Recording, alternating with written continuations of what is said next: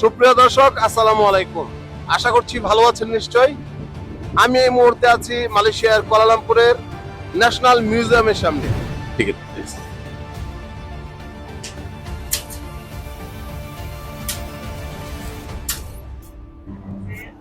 Yes, thank you. Ticket punch করা হয়ে গেছে।